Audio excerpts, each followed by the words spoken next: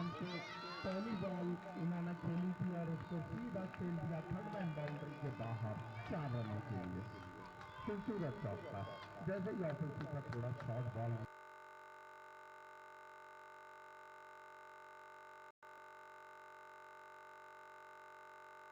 Run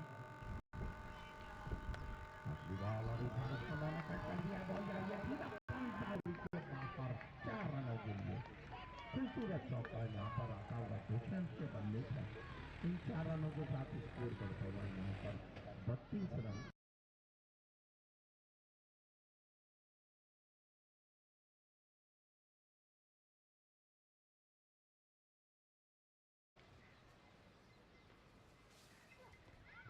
अगली ball और इस बार उसको मैंने खेला है, बॉल जा रही है मिड विकेट बाउंड्री की तरफ 4 रनों के लिए।